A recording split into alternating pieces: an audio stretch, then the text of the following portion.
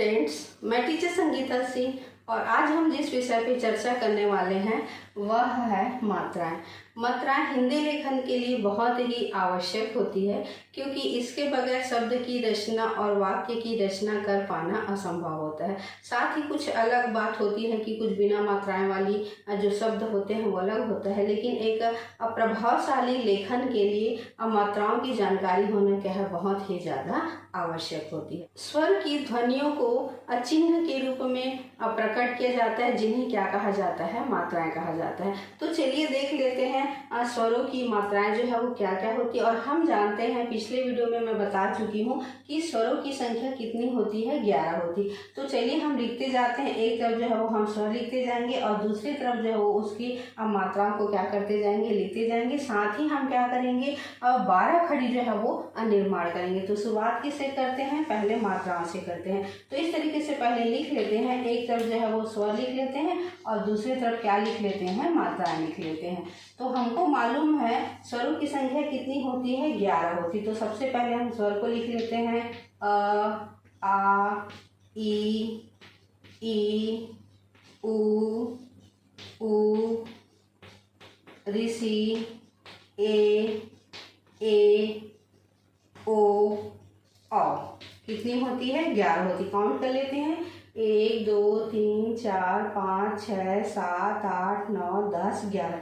ये 11 क्या है, हमारी जो है वो मूल स्वरों की क्या है, संख्या है। अब हम इनकी क्या देख लेते हैं, मात्रा को देख लेते हैं। तो मात्रा, तो अ की क्या होती है, कोई निश्चित मात्रा नहीं होती है।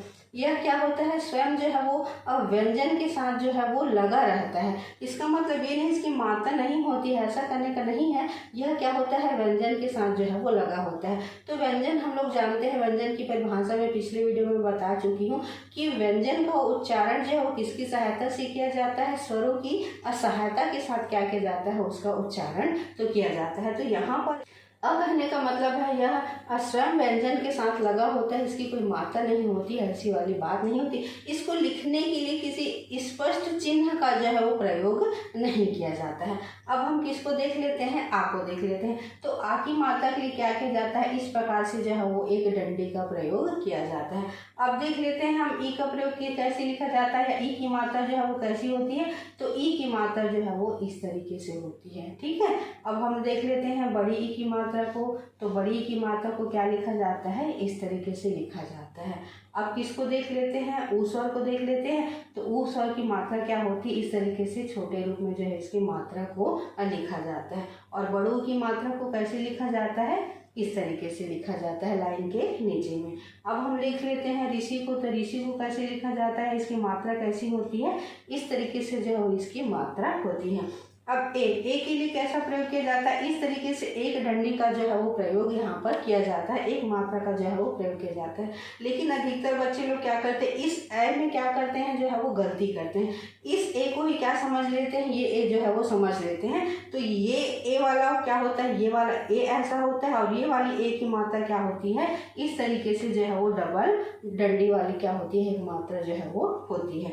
अब किसको देख लेते हैं, ओ को देख लेते हैं। ओ की मात्रा कैसी होती है, तो ओ की मात्रा क्या होती है, इस तरीके से एक अक्षर वाली क्या होती है, इसकी जो है वो डंडी के ऊपर जो है वो एक मात्रा इस तरीके से जो है वो लगी होती है। साथ ही औ को देख लेते हैं। औ में कैसा होता है, एक डंडी के ऊपर क्या होती है, दो जो इस तरीके से मात्राएं लगी होती है, इसे क्या कहा जाता है, औ कहा जाता है। एक बार इसको फिर से देख लेते हैं। अ की मात्रा जो है वो क्या होती है, इसके लिए कोई निश्चित चिन्ह का प्रयोग नहीं किया जाता है, या स्वयं व्यंजन के साथ क्या होता है, लगा हुआ रहता है। आ की मात्रा को एक डंडी के रूप में प्रयोग किया जाता है। ई को जो है वो सामने इस तरीके से किसी भी जो है वो व्यंजन के साथ जो है इसका प्रयोग किया जाता है। आगे हम देखेंगे व्यंजन में जो है वो इसका किस तरीके से इनकी मात्राओं का जो है वो प्रयोग किया जाता है। ई के लिए जो है इस तरीके से किया जाता है। छोटू ऊ जिसे बोला जाता है, इसके इस तरीके से मात्रा किया जाता है। बड़ों के लिए ऐसा किया जाता है। ऋषि के लिए इस तरीके से किया जाता है। ए एडी के लिए जो इस तरीके से, और ए एन के लिए जो है वो डबल का प्रयोग किया जाता है। इसको हमको क्या करना है, विशेष ध्यान रखना है। बच्चे क्या होती है इसी में जो है बहुत ज़्यादा कंफ्यूज होते हैं। ओ के लिए जो है वो डंडे के ऊपर जो है वो एक ऊपर में इस तरीके से मात्रा लगाई जाती है, और औ के लिए जो है वो डंडी में जो इस तरीके से डबल जो है वो मात्रा लगाई जाती है। अब हम किस में देख लेते हैं, जब 12 खड़ी तैयार करते हैं तो कैसे तैयार करते हैं, और इन्हीं मात्राओं से जो है वो कैसे व्यंजन में जो है क्या किया जाता है, स्वरों की ध्वनियों को जो है क्या किया जाता है, पहचाना जाता है। तो उसके लिए हम क्या करते हैं, लिख करके देखते हैं। तो यहाँ पर मैं किसको ले लेती हूँ, यहाँ पर व्यंजन को मैं ले लेती हूँ। ये हो गया है व्यंजन। अगर हम व्यंजन को सामान्य तरीके से लिखते हैं तो अगर इस तरीके से लिखते हैं, और ये चिन्ह क्या कहलाता है, हलंत का चिन्ह कहलाता है। हलंत का चिन्ह कहने का मतलब है जब वह स्वर रहित है तब उसको किस रूप में लिखा जाता है, इस रूप में लिखा जाता है। लेकिन अगर स्वर के साथ मिलकर ही लिखा जाएगा तब यह किस तरीके से लिखा जाएगा, इस तरीके से जो है वो लिखा जाएगा, और इसे हम क्या कहेंगे, मात्रा युक्त व्यंजन कहेंगे। तो यहाँ पर मैं लिख देती हूँ मात्रा युक्त व्यंजन, मात्रा युक्त व्यंजन। इसी तरीके से अब हम क्या करते हैं, इन मात्राओं की सहायता से क्या करते हैं, इसी जो क व्यंजन को हम क्या लेते हैं, उदाहरण के रूप में ले लेते हैं, और इनकी मात्राओं को जो है वो कैसे लिखा जाता है हम उसको क्या कर लेते हैं, देख लेते हैं। तो व्यंजन तो हमारे पास सामान्य से क्या रहेगा, सिर्फ जो है वो क रहेगा। जब हम इस क व्यंजन में क्या करेंगे, आ की मात्रा को लगा देंगे तभी क्या हो जाएगा, का। उसी प्रकार से इस क में छोटी ई की मात्रा को लगा देंगे तो क्या हो जाएगा, की। बड़ी ई की मात्रा को लगाएंगे तो क्या हो जाएगा, क, और ये क्या हो जाएगी, बड़ी की। साथ ही ऊ के लिए क, ये क्या हो जाएगा, कु, और ये हो जाएगा बड़ू के लिए क्या लगा देंगे, बड़ू को। अब ऋषि के लिए देख लेते हैं, ये हलंत का चिन्ह है। ऋषि के लिए इस तरीके से हम री करके लगा दिए। एड़ी के लिए हम क्या लगा देंगे, ये हो जाएगा। उसके बाद ए के लिए क, ये क्या हो जाएगा, कै। ओ के लिए क्या हो जाएगा, को। औ के लिए क्या हो जाएगा, क। इस तरीके से हम क्या करते हैं, 12 खड़ी जो है वो तैयार करते हैं। इसमें अम और आहा भी होता है। तो अम और आहा के लिए मैं पहले भी बता चुकी हूँ कि पिछले वाले वीडियो में मैंने बताया था कि अम और आहा क्या होते हैं, ये दोनों जो है होते हैं अयोगवाह होते हैं। और अयोगवाह किन्हें कहा जाता है, ना तो ये स्वर के रूप में ना ही व्यंजन के रूप में क्या करते हैं, जो है वो प्रयोग होते हैं।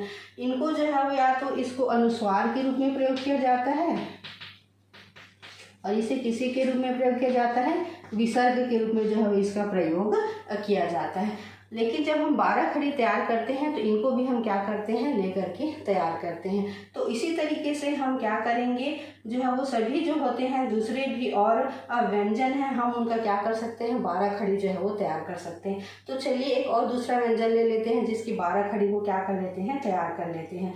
तो यहाँ पर मैं सीधा क्या कर लेती हूँ, एक ख को ले लेती हूँ, और ख का हम क्या कर लेते हैं, 12 खड़ी जो है वो तैयार कर लेते हैं। तो यहाँ पर क्या के लिए क्या हो जाएगा, यहाँ पर सीधा जो है वो ख हो जाएगा, और यहाँ पर हम ख को किस तरीके से लिखेंगे, इस तरीके से लिखेंगे। तो सभी में इसी तरीके से रहेगा। तो मैं ज़्यादा समय बर्बाद न करते हुए इसको जो है यहाँ पर इस तरीके से डैश डैश कर देती हूँ, ताकि आप जो है वो समझ जाए कि ख पूरा जो है वो शुरू से अंत तक का क्या है, इसी रूप में जो है वो लिखा हुआ है। अब हम इसका क्या कर लेते हैं, 12 खड़ी तैयार कर लेते हैं। तो ख का क्या हो जाएगा, इस तरीके से खा, खी, खी, खू, खू, खरी, खे, खे, खो, ख। क्या किया जाता है, इस रूप में क्या किया जाता है, 12 खड़ी जो है वो तैयार किया जाता है। जो हमने कल वर्णमाला पढ़ा था तो उस वर्णमाला में हमने जो है वो क से लेकर के म तक के हमने क्या किया था, स्पर्शी व्यंजन तैयार किया था। उन सभी के क्या किए जाते हैं, 12 खड़ी तैयार किए जाते हैं। सिर्फ अंग और इया को छोड़ करके सभी के क्या किए जाते हैं, 12 खड़ी जो है वो तैयार किए जाते हैं। तो ये छोटा सा स्वरों की मात्राएं। अगर आप लोगों को आज का वीडियो पसंद आया होगा तो like, comment, share and subscribe कीजिएगा।